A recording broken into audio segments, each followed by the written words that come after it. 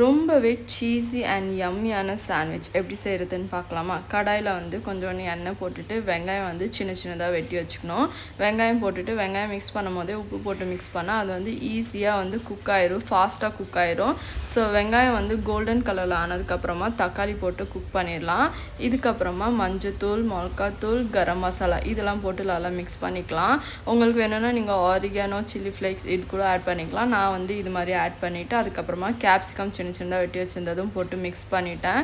நல்லா குக் ஆனதுக்கப்புறமா இதில் வந்து நான் வந்து கெச்சப் ஆட் பண்ணிக்கிட்டேன். கெச்சப் ஆட் பண்ணால் அது வந்து ஒரு நல்லா அந்த சாஸியாக அப்புறமா அந்த டேங்கி டேஸ்ட் வரும். ஸோ நம்மளது பேஸ் ரெடி ஆயிடுச்சு.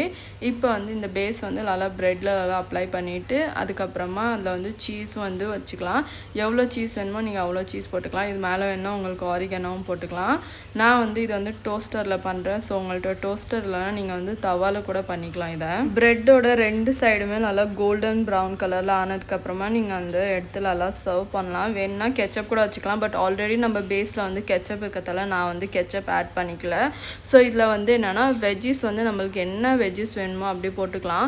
நார்மல் சாண்ட்விச்சில் அப்படியே வெஜ்ஜிஸ் வந்து ரா வெஜ்ஜிஸ் வைக்காமல் இந்த மாதிரி குக் பண்ணி அந்த வெஜ்ஜிஸ் வச்சா அந்த வெஜ்ஜிஸ் வந்து வாயில் ரொம்ப ஆப்பிடாமல் சாப்பிட்றதுக்கும் ரொம்பவே நல்லாயிருக்கும். இதோட பேஸ் வந்து நம்ம ஃப்ரிட்ஜில் கூட ஸ்டோர் பண்ணிக்கலாம். ஸோ எப்போலாம் தேவைப்படுதோ அப்போ வந்து நம்ம எடுத்து ப்ரெட்டில் வச்சு சீஸ் போட்டு டோஸ்ட் பண்ணி குடிச்சிட்டா ஈஸியாக வேலை முடிஞ்சிடும். ஸோ ஈவினிங் டைம் ஸ்நாக்ஸ்க்கு கண்டிப்பாக இதை ட்ரை பண்ணி பாருங்கள்.